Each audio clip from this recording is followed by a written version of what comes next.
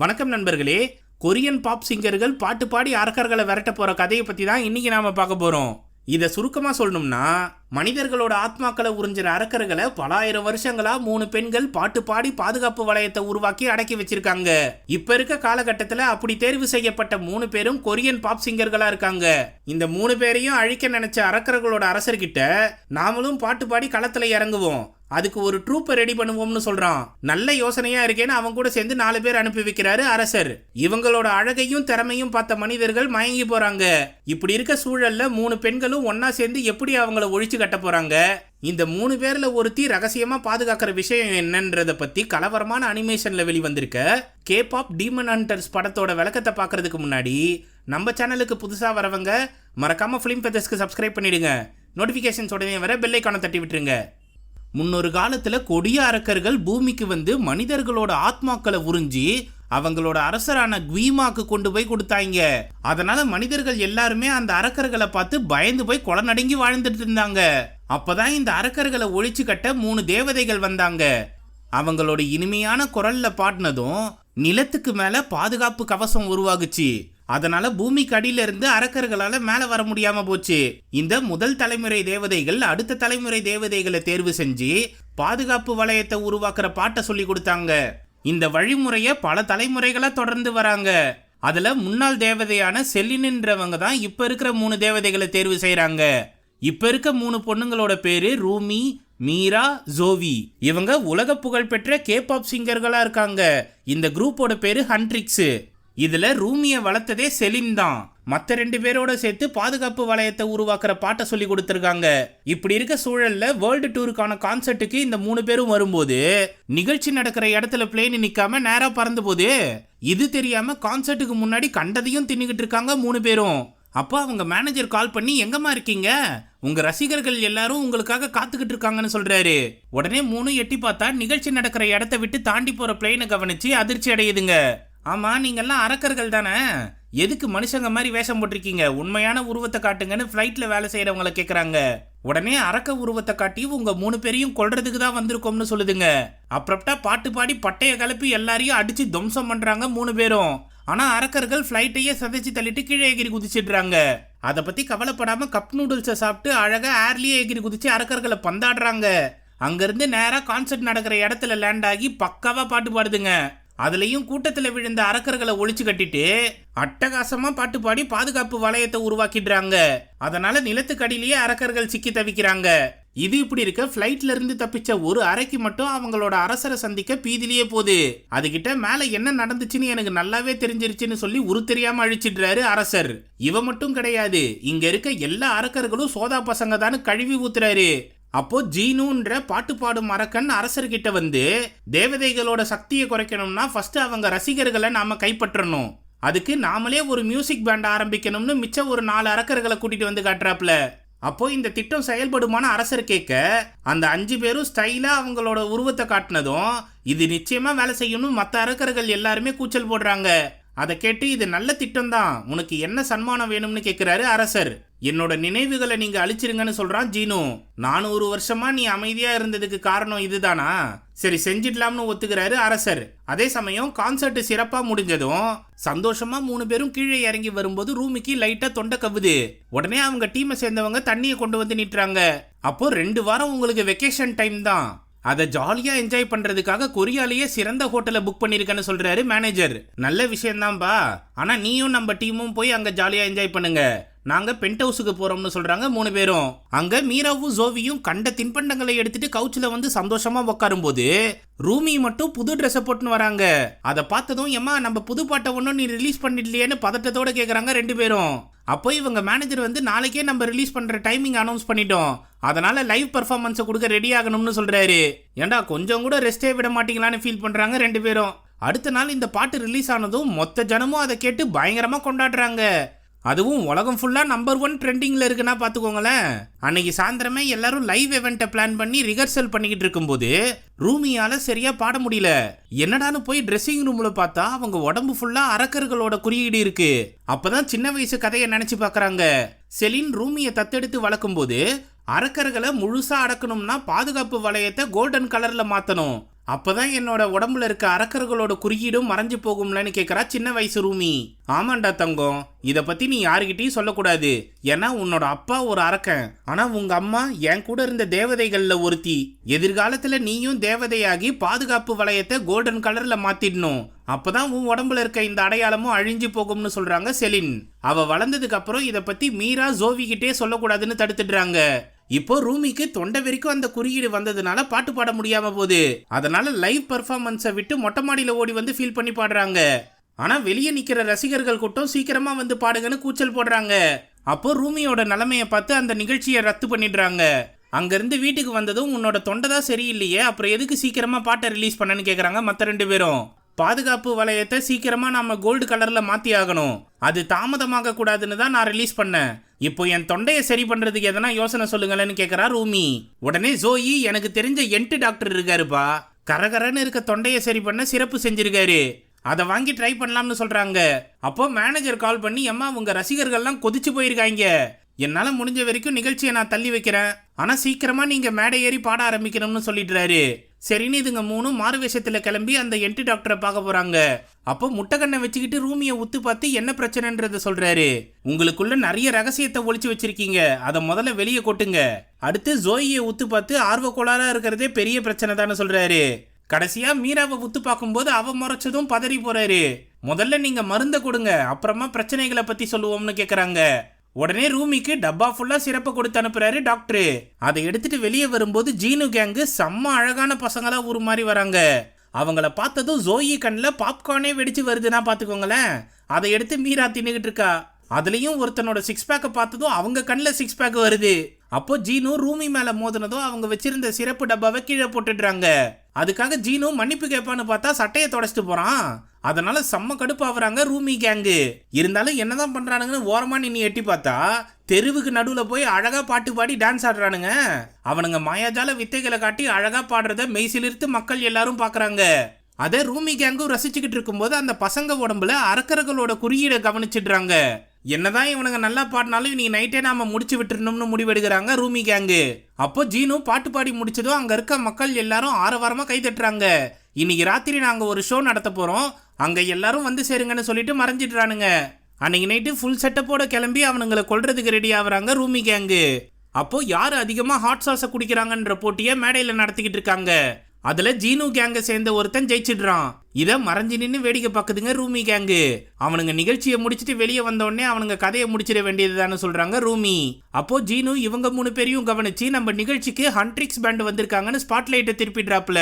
உடனே அங்க இருக்க ரசிகர்கள் எல்லாரும் ஆரவாரமா கத்தி அவங்கள கீழே வர சொல்றாங்க. அப்போ சர்க்கஸையும் பால்ஸையும் வச்சு அதுல சறுக்கி விழ சொல்றாங்க. வேற வழி இல்லாம ரூமி, மீரா, ஜோயி இதுங்க 3 சர்க்கஸ்ல சறுக்கிட்டு வரும்போது லெதர் ட்ரெஸ் போட்டிருக்கிறதுனால ஏடகுடமா சத்தம் வருது. அதை பெருசா எடுத்துக்காம எங்க நிகழ்ச்சிக்கு வந்ததுக்கு நன்றின்னு தலை குனிஞ்சு வணக்கம் சொல்றாங்க ஜீனு கேங்கு. பதிலுக்கு ரூமி கேங்கும் தலை குனிஞ்சு வணக்கம் வைக்கிறாங்க. இதுல யாரு பணிவா இருக்காங்கன்ற போட்டியில 2 பேரும் குனியும் போது ஜீனு கேங்கு அங்க இருந்து தப்பிச்சு ஓடிடுறாங்க. பின்னாடியே விரட்டிக்கிட்டு போன ரூமி கேங்கு பப்ளிக் பாத் ஹவுஸ்குள்ள பூந்தா அது பசங்க குளிக்கிற இடமா இருக்கு. இருந்தாலும் பரவாயில்லன்னு ஜீனு கேங்க தேடி கண்டுபிடிச்சிடுறாங்க. இருந்தாலும் அவ்வளவு சீக்கிரம் எங்களை ஈஸியா பிடிச்சிட முடியாதுன்னு சொல்லி மொத்த அரக்கர்களையும் ஏவி விடுறாங்க. அப்புறப்பட்டா மந்திர சக்தி கொண்ட ஆயுதங்களை பயன்படுத்தி எல்லா அரக்கர்களையும் துவம்சம் பண்ற வேலையை பாக்குறாங்க 3 பேரும். இந்த கேப்ல ஜீனு கேங்கு தப்பிச்சு போறத பார்த்த ரூமி மத்த அரக்கர்களை மீராவையும் ஜோவியையும் பாத்துக்க சொல்லிட்டு ஜீனுவை துரத்தி பிடிச்சிடுறாங்க. அப்போ ஜீனு பயங்கரமா வித்த காட்டி அவங்கள தாக்கிடுறாரு. அதனால ரூமியோட சட்டை கிழிஞ்சாலும் அசால்ட்டா ஜீனுவை பிடிச்சிடுறாங்க. அப்போ ரூமி கையில இருக்க அரக்கர்களோட குறியீடை கவனிச்சு ஜீனு அதிர்ச்சி அடைகிறாப்புல. எப்படி தேவதைகள்ல ஒருத்தி அரக்கியா இருக்க முடியும்னு யோசிக்கிறாரு. அந்த சமயம் மத்த அரக்கர்கள்லாம் ஜோயியையும் மீராவையும் சுத்து போட்டுடுறாங்க. அவங்கள சமாளிக்க முடியாம ரூமியோட உதவியை கேட்கறாங்க. இப்போ என்ன பண்றதுன்னு புரியாம ரூமி முழிச்சுக்கிட்டு இருக்கும்போது ஜீனு அவங்க கையில ஒரு கர்ச்சீஃபை கட்டி விட்டு எஸ் ஆகிடுறாரு. உடனே சீறி பாஞ்சு வந்து மத்த அரக்கர்களை போட்டு தள்ளிடுறாங்க ரூமி. அப்போ ஒரு தாத்தா மட்டும் பொண்ணுங்களுக்கு இங்க என்னமா வேலைன்னு கத்திக்கிட்டு இருக்காரு. அவர்கிட்ட மன்னிப்பு கேட்டு அங்க இருந்து கிளம்பி போறாங்க 3 பேரும். ஆனா அவங்களுக்கு தெரியாமலே ஒரு அரக்கன் அந்த தாத்தாவோட ஆத்மாவை உறிஞ்சி எடுத்துடுறான். அது நேரா அரக்க உலகத்துல இருக்க அரசருக்கு போய் சேருது. அப்போ ஜீனு கேங்க அங்க என்ட்ரி கொடுத்ததும் மொத்த அரக்கர்களும் ஆரவாரமா கத்திக்கிட்டு இருக்காங்க. அவன் ரூமி உடம்புல இருந்த அடையாளத்தை பத்தி அரசர்கிட்ட சொன்னதும் அவ மட்டும் எப்படி என் கட்டுப்பாட்டுல இல்லாம போனா, அதை பத்தி நான் ஆராய்ச்சி பண்ணி பாக்குறேன், அதே போல உங்க பாட்டு சூப்பரா இருந்துச்சு, அதை பயன்படுத்தி நிறைய ரசிகர்களை உருவாக்குங்க, அவங்களோட ஆத்மாக்களை நான் ஒட்டுமொத்தமா தின்னணும்னு சொல்றாரு அரசர். அப்படியே செய்யறோம் தலைவான்னு வாக்கு தராரு ஜீனு. இந்த பக்கம் இவங்க வீட்ல இருந்து வெளி உலகத்தை பார்க்கும்போது கஷ்டப்பட்டு உருவாக்கி வச்ச பாதுகாப்பு வளையம் இப்போ உடஞ்சி போறதை கவனிக்கிறாங்க. அதை சரி பண்ணணும்னா ஐடல் அவார்ட்ஸ் நிகழ்ச்சியில நாம சிறந்த பாட்டு பாடணும்னு சொல்றாங்க. அதுக்கு லிரிக்ஸை எழுத போறாங்க ஜோயியும் மீராவும். அப்போ ரூமி தனியா பெட்ரூமுக்கு வந்து சிறப்பை குடிக்கலாம்னு பார்த்தா அது வெறும் கிரேப் ஜூஸா இருக்கு. அந்த என்ட்டு டாக்டர் நல்லா நம்மளை ஏமாத்திட்டான்னு கடுப்பாவறாங்க. அப்போ அவங்க பால்கனில 3 கண்ணும் தொப்பியும் போட்ட ஒரு காக்கா வந்து நிக்குது. என்னடா இது வித்தியாசமா இருக்கான்னு எட்டி பார்த்தா அது சைட்ல இருக்க பூத்தொட்டி பக்கம் போது அங்க ஜீனுவோட புலி இருக்கு. அது பூத்தொட்டியை தள்ளி விட்டு நிமித்தி வைக்க முயற்சி பண்ணுது. என்ன வித்தியாசமான ஜந்துக்களா இருக்குங்களேன்னு ஆச்சரியப்பட்ட ரூமிக்கு புலி ஒரு லெட்டர் துப்புது. அதுல என்ன தனியா வந்து பாருன்னு ஜீனு எழுதியிருக்கான்.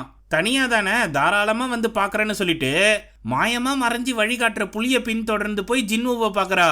அங்க கொஞ்சம் கூட யோசிக்காம அவளோட மந்திர கத்தியை பயன்படுத்தி ஜின்னுவோட தலையை வெட்டிடுறா. ஆனா அது வெறும் பொம்மை தான்னு பார்த்ததும் கடுப்பாவரா. என்னம்மா இப்படிதான் வந்து நீ நன்றி சொல்லுவியா, உன் ரகசியத்தை பத்தி உன் நண்பர்களுக்கே தெரியாது போலவேன்னு கிண்டல் பண்றான் ஜின்னு. அப்பையும் தொடர்ந்து அவனை கொல்றதுக்கு முயற்சி பண்றா ரூமி. உடனே அவளை தடுத்து நிறுத்தி உன்னோட வலி எனக்கு புரியுது, அரக்கர்களை கொல்ற தேவதையா இருந்தாலும் உன் உடம்புல அரக்கர்களோட அடையாளம் இருக்கு, அப்போ உன் காதுகளுக்கு நம்ம அரசரோட குரல் கேட்கலையான்னு விசாரிக்கிறான். அதெல்லாம் எனக்கு கேட்காது, என் கதையை பத்தி நான் ஏன் உனக்கு சொல்லணும், உங்க எல்லாரையும் ஒழிச்சு கட்டுறது தான் என்னோட தலையாய கடமைன்னு சொல்றாங்க ரூமி. நீ அந்த அடையாளத்தை மறைக்கிற எவ்வளோ கஷ்டப்படுறியோ அதே போல நானும் 400 வருஷத்துக்கு முன்னாடி கஷ்டப்பட்டேன். அந்த காலகட்டத்தில் என் குடும்பம் பசியும் பட்னியுமால வாடிச்சு. எனக்கு தெரிஞ்ச ஒரே விஷயம் பாட்டு பாடுறது தான். அதை பயன்படுத்தி நான் பிச்சை கூட எடுத்தேன். ஆனால் எனக்கு ஒரு பையன் ஒத்த வயசா போடல. அப்பதான் அரக்கர்களோட அரசன் என்னை தொடர்பு கொண்டான். இந்த உலகத்தில் இருக்க எல்லாரையும் உன் பாட்டை கேட்டு மெய் சிலிர்த்து போக வைக்க என்னால முடியும்னு ஆசையை தூண்டினான். எனக்கும் வேற வழி இல்லைன்றதுனால அவனுக்கு கீழே நான் அடிமையான. அதுக்கப்புறம் என்னோட பாட்டை கேட்டு இந்த நாட்டின் அதிபதியே என்னை அரசவையில சேர்த்துக்கிட்டாரு. அங்க நாங்க சீரும் சிறப்புமா வாழ்ந்துகிட்டு இருந்தோம். ஆனா கொஞ்ச நாள்லயே என் உடம்புல அரக்கர்களோட அடையாளம் தெரிய ஆரம்பிச்சுது. அப்போ என்னையும் முழு அரக்கனா மாத்தி அவன் உலகத்துல இழுத்துட்டான். அதுல இருந்து இன்னைக்கு வரைக்கும் அவனோட அடிமையா நான் வேலை செஞ்சுக்கிட்டு இருக்கேன். என்ன போலவே மத்த அரக்கர்களும் அவனுக்கு பயந்துதான் செயல்படுறாங்கன்னு சொல்றான். இந்த கதையை கேட்டும் பெருசா பொருட்படுத்தாம அவனை அட்டாக் பண்ண முயற்சி பண்றாங்க ரூமி. அப்போ என்னை பத்தி ஆழமா யோசிச்சு பாருன்னு சொல்லிட்டு அங்கிருந்து மறைஞ்சிடுறான் ஜீனு. அப்புறம்டா வீட்டுக்கு வந்த ரூமி லிரிக்ஸ் எழுதிட்டு இருந்த 2 பேர்கிட்டையும் நாம அரக்கர்களை அழிக்கிறத பத்தி ஆக்ரோஷமா ஒரு பாட்டு எழுதி ஆகணும்னு சொல்றாங்க. என்னடான்னு யோசிக்கும் போது கொலவெறி கண்ணில் இருக்கு ஆனா வாயில வரமாட்டேன்னு சொல்றாங்க மீரா. அதை கேட்டு இதையே நாம டைட்டில் வச்சிடுவோம்னு கொலவெறி பாட்டை எழுதுறாங்க 3 பேரும். அதே சமயம் ஊருக்குள்ள பூந்த அரக்கர்களையும் ஒழிச்சு கட்டுற வேலையை பார்க்கறாங்க. இது இப்படி இருக்க ஹண்ட்ரிக்ஸ் கேங்கு ரசிகர்களை சந்திக்கிற மீட்டப்பை ஏற்பாடு பண்றாரு மேனேஜர். அங்க முதல் வரிசையில வந்து நிக்கிறாங்க ஜீனு கேங்கு. அவங்கள பார்த்ததும் பாதி ரசிகர்கள் அவங்க பக்கம் போறாங்க. அப்போ ரூமி நாங்க எல்லாரும் ஒன்னா சேர்ந்தே உங்களுக்கு சைன் போடுறோம்னு சொன்னதும் ஜீனு கேங்கோ ஹண்ட்ரிக்ஸ் கேங்கோட சேர்ந்து ஒன்னா உட்காடுறாங்க. அப்போ பிரிஞ்சு போன ரசிகர்களும் ஒன்னா வந்து நின்னுடுறாங்க. இவங்க சைன் பண்ணிக்கிட்டு இருக்கும் போதே ரூமி மனிதர்களோட அன்பையும் பாசத்தையும் பத்தி ஜீனுவுக்கு விளக்குறாங்க. அதை ஏத்துக்க முடியாத ஜீனு காலை ரூமி மிதிச்சிடுறாங்க. இதை ஒரு ரசிகை போட்டோ எடுத்து சோசியல் மீடியால போட்டுடுறா. அன்னைக்கு நைட்டு கொலவெறி பாட்டு கொலக்கூடுறமா இருக்கிறதுனால அன்பை பத்தி வேற எதனா எழுதுவோம்னு யோசிக்கிறாங்க ரூமி. அவங்க கூட புலியும் 3 கண்ணு காக்காவும் இருக்கு. அந்த சமயம் மீரா சோசியல் மீடியால போட்டோவை பார்த்து ரூமி கிட்ட என்ன ஏதுன்னு கேட்க வராங்க. உடனே புலியையும் காக்காவையும் மறைச்சு வச்சுட்டு கதவை திறந்ததும் என்ன அந்த ஜின்னு கூட நீ நெருங்கி பழகிற போலையேன்னு கேட்குறாங்க மீரா. அப்படிலாம் கிடையாது, அவனை தந்திரத்தால தான் வீழ்த்தணும்னு சொல்றாங்க ரூமி. அப்போ புதுசா லிரிக்ஸ் எழுதுறத கவனிச்சு என்ன பண்ணிக்கிட்டு இருக்கேன்னு கேட்குறாங்க. நம்ம கொலவெறி பாட்டு ரொம்ப கொலக்கூடுறமா இருக்குது, அதை அன்பை பத்தி மாத்தலாமான்னு யோசிக்கிறேன்னு சொல்றாங்க. ஃபேக்ட் தான், எதுவா இருந்தாலும் கொஞ்சம் சீக்கிரம் பண்ணுன்னு சொல்லிட்டு கிளம்புறாங்க மீரா. அப்போ ஜீனுவை சந்திக்க லெட்டர் மூலமா புலிகிட்ட தகவல் அனுப்புறாங்க ரூமி. அதே சமயம் அரக்கர்கள் மனித ஆத்மாக்களை திருடுறதுனால காணாம போனவங்க லிஸ்ட் ஏறிட்டே போகுது. அப்போ ஜீனுக்கு தகவல் கிடைச்சதும் உடனே ரூமியை சந்திக்க வராப்புல. ரொம்ப நேரமா காத்திருந்தும் ஆள் வரலன்னதும் டப்புன்னு திரும்பும் போது பக்கத்திலேயே ரூமி உக்காந்துருக்கிறத பார்த்து பதறி போறாரு. அவங்கிட்ட எங்க அப்பா அரக்க இனத்தை சேர்ந்தவரு, அம்மா தேவதைகள்ல ஒருத்தவங்களா இருந்தாங்க, அதனாலதான் நான் பிறக்கும் போதே எனக்கு அரக்கர்களோட அடையாளம் இருந்துச்சு. அது முழுசா மறையணும்னா பாதுகாப்பு வளையம் கோல்டன் கலர்ல மாறணும். அதுக்கு ஐடல் அவார்ட்ஸ்ல நாங்க பாட போற பாட்டு சிறப்பா இருக்கணும். அப்போ நீங்க தான் எங்களுக்காக விட்டு கொடுக்கணும்னு கேக்குறா. அப்படி செய்யறதால எனக்கு என்ன நன்மை கிடைக்கும்னு கேக்குறான் ஜின்னு. உன் அரசங்கிட்ட இருந்து விடுதலை கிடைக்கும், நீ நிம்மதியா மனித உலகத்திலேயே வாழலாம்னு சொல்றாங்க ரூமி. உனக்கு நம்பிக்கை இருந்தா சரி, நான் முயற்சி பண்றேன்னு சொல்றான் ஜீனு. அப்போ ஒரு பாட்டிமா வந்து நல்ல ஜோடிகளா இருக்கீங்களே, பேசாம ஒரு பிரேஸ்லெட்டை வாங்கிக்கோங்களேன்னு கேக்குறாங்க. ஐயோ பாட்டிமா, நாங்க சும்மா தான் பேசிக்கிட்டு இருந்தோம்னு ரூமி சொல்றாங்க. இவன் எனக்கேத்த ஆளே கிடையாதுன்னு சொல்றான் ஜீனு. அதை கேட்டு முதல்ல இவங்கிட்ட இருந்து விலகிருமான்னு சொல்லிட்டு ரூமிக்கு ஒரு பிரேஸ்லெட்டை கொடுத்துட்டு போறாங்க பாட்டிமா. அதை ஜீனு கிட்ட கொடுத்தா வாங்க தயங்கிட்டு நிக்கிறான். சரி உனக்கு தான் நஷ்டம்னு சொல்லிட்டு கிளம்பும் போது ரூமி கையை பிடிச்சி இழுத்து அந்த பிரேஸ்லெட்டை வாங்கிடுறான் ஜீனு. அதை பார்த்து புலியும் காக்காவும் சந்தோஷப்படுதுங்க. அங்கிருந்து கிளம்பி மற்ற 2 பேர் கூட சேர்ந்து ஐடல் அவார்ட்ஸ்ல பாட்டு பாடுறதுக்காக பிராக்டிஸ் பண்றாங்க ரூமி. அப்போ கொலவெறி பாட்டு வேணாம்னு சொன்னா ஏன் அதையே பாடுறீங்கன்னு கேக்குறாங்க. உனக்கு கிறுக்கு பிடிச்சிருச்சா, ஏன் அரக்கர்கள் மேல பாசமா நடந்துக்கிறேன்னு கேக்குறாங்க மீரா. அந்த சமயம் அரக்கர்கள் பாதுகாப்பு வளையத்தை தாண்டி வர்றதை கவனிச்சு உடனே மக்களுக்கு உதவி பண்ண கிளம்பிடுறாங்க. ட்ரெயின்ல வந்த அரக்கர்களை போட்டு தள்ளிக்கிட்டே மீராவும் ரூமியும் வாக்குவாதம் பண்றாங்க. முதல்ல உங்க சண்டையை நிறுத்திட்டு முன்னாடி என்ன இருக்குன்னு பாருங்கன்னு சொல்றாங்க ஜோவி. அங்க பெரிய ஓட்டையில இருந்து ஆயிரக்கணக்கான அரக்கர்கள் வராங்க. அதுங்க கூட சண்டை போடும்போது ரூமியோட கவனம் சதறிடுது. அப்போ மீராவும் ஜோவியும் ஒன்னா சேர்ந்து அந்த அரக்கர்களை அழிச்சிடுறாங்க. ஆனா ட்ரெயின்ல வந்த மொத்த மக்களோட ஆத்மாக்களையும் உறிஞ்சிட்டு கிளம்பிடுதுங்க. அதை பார்த்து வருத்தப்படும் போது நாம எந்த பாட்டை பாடுறோம்ன்றது முக்கியம் கிடையாது, ஆனா ஒன்னா சேர்ந்து பாடியாகணும்னு சொல்லிட்டு போதுங்க ரெண்டும். இதை கேட்டு ரூமி என்ன பண்றதுன்னு புரியாம யோசிக்கிறாங்க. அன்னைக்கு நைட்டு ஜீனுவை சந்திச்சு என்னோட திட்டத்துக்கு நீ ஒத்துழைப்பியான்னு கேட்கறாங்க ரூமி. அப்போ ஜீனுவும் ரூமி கூட சேர்ந்து பாட்டு பாடுறாரு. அதனால அரசரோட சத்தம் என் காதுகளுக்கு கேட்கலையேன்னு ஆச்சரியப்படுறாரு. நிச்சயமா நாங்க நாளைக்கு போட்டியில பாட்டு பாட மாட்டோம்னு வாக்கு தராரு. அதை கேட்டு சந்தோஷமா கிளம்புறாங்க ரூமி. அப்போ ஜின்வுவை பாதாள உலகத்துக்கு இழுத்துட்டு வந்துடுறாரு அரசர். என்னப்பா அந்த பொண்ணு சொன்னபடி நீ விடுதலை அடைஞ்சிடலாம்னு நினைக்கிறியா? அவகிட்ட நீ பொய்யான கதையை தானே சொல்லியிருக்க. உண்மையா என்ன நடந்துச்சுன்னு தெரியும்ல. நீ பட்னியா கடந்து கஷ்டப்படும் போது உன்னை மட்டும்தான் காப்பாற்ற சொல்லி என்கிட்ட வேண்டுன. உனக்கு நான் சக்தியை கொடுத்த உடனே உங்க அம்மாவையும் தங்கச்சியும் உதறி விட்டுட்டு நீ அரண்மனைக்கு போன. அங்க செல்வ செழிப்போட வாழ்ந்துட்டு தான் இந்த பாதாள உலகத்துக்கு வந்தன்றத மறந்துட்டியான்னு கேக்குறாரு. அதனால அதிர்ச்சி அடைஞ்ச ஜினு கிட்ட அவங்களோட அழுகுரல் தான் இன்னைக்கு வரைக்கும் உன் காதுகள்ல கேட்டுக்கிட்டு இருக்கு. அதை ஒழிச்சு கட்ட என்னால மட்டும்தான் முடியும்ன்றத மறந்துடாதுன்னு மிரட்டுறாரு. இந்த பக்கம் புலி ரூமியை கொண்டு வந்து வீட்டுல விடுது. அங்க மத்த 2 பேர்கிட்டயும் உட்காந்து நாம பாடுற பாட்டு பாதுகாப்பு வளையத்தை பலப்படுத்தணும், அதனால கொலவெறியை விட்டுட்டு நாம கோல்டன் பாட்டை பாடுவோம்னு சொல்றாங்க ரூமி. அதுக்கு 2 பேரும் சந்தோஷமா ஒத்துக்கிறாங்க. அடுத்த நாள் அவார்டு ஃபங்க்ஷன்ல ஏகப்பட்ட மக்கள் ஒன்று கூடியிருக்காங்க. அப்போ முதல்ல பர்ஃபார்ம் பண்ண வேண்டிய ஜீனு கேங்கு சண்டை போடுறதுனால ஹண்ட்ரிக்ஸ் கேங்கு பாட சொல்லி அறிவிக்கிறாங்க. உடனே சந்தோஷமா கிளம்பி போய் 3 பேரும் கோல்டன் பாட்டை பாடுறாங்க. அதுல ரூமி சோலோவா பாடும்போது பாதுகாப்பு வளையம் கோல்டன் கலர்ல ஜொலிக்க ஆரம்பிக்குது. மீராவும் ஜோவியும் கீழே போய் பிரேக் எடுக்கும்போது அவங்க மேனேஜரை 2 பேர் கடத்திட்டு போறதை கவனிச்சு விரட்டிட்டு போறாங்க. கொஞ்ச தூரம் போனதும் தான் அந்த 3 பேரும் அரக்கர்கள்னு தெரிய வருது. அப்போ மேடையில ஜோவி மீரா வேஷம் போட்டு வந்த அரக்கர்கள் கொலவெறி பாட்டை பாட ஆரம்பிக்கிறாங்க. அதை கேட்டு ரூமி என்னடா இவங்க இப்படி மாத்தி பாடுறாங்களேன்னு அதிர்ச்சி அடைகிறாங்க. அந்த சமயம் ரூமியோட சட்டையை கிழிச்சு அவங்க உடம்புல இருக்க அடையாளங்களை காட்டிடுறாங்க. அப்போ மேடையில என்ன நடக்குதுன்னே தெரியாம ஓடி வந்த மீராவும் ஜோவியும் ரூமி கையில இருக்க அடையாளங்களை கவனிச்சு அதிர்ச்சி அடைகிறாங்க. மக்கள் எல்லாரும் மேடையிலேயே இவங்க போடுற சண்டையை பார்த்து கண்டமேனிக்கு கூச்சல் போடுறாங்க. அப்போ பதட்டப்பட்ட ரூமி அங்கிருந்து கீழே வந்துடுறாங்க. உண்மையான ஜோயி மீராவை பார்த்து நல்ல வேளை நீங்க இங்கதான் இருக்கீங்களா, வாங்க நாம மறுபடியும் போய் பாட்டு பாடலாம்னு கூப்பிட்டா நீயும் அரக்க இனத்தை சேர்ந்தவ தானா, அதனாலதான் ஜீனு கூட நெருங்கி பழகுனியா, இதுக்கப்புறம் எங்க கிட்ட வந்தனா உன்னையும் அழிச்சிடுவோம்னு ஆயுதத்தை காட்டி மிரட்டுறாங்க. இது நாள் வரைக்கும் கூடவே இருந்த நண்பர்கள் கைவிட்டதும் ஜீனுவை தேடி போறாங்க ரூமி. கொஞ்ச தூரத்திலேயே அவங்க முன்னாடி போலியா வேஷம் போட்ட மீராவும் ஜோவிக்கும் நடுவில் அவன் நிக்கிறத பார்த்து நடந்த சம்பவத்துக்கு நீதான் காரணம்னு தயவு செஞ்சு சொல்லிடாதன்னு கேக்குறாங்க. உன்னை ஏமாத்துறதுக்கு தான் நான் உன் திட்டத்துக்கே ஒத்துக்கிட்டேன்னு சொல்றாரு ஜினு.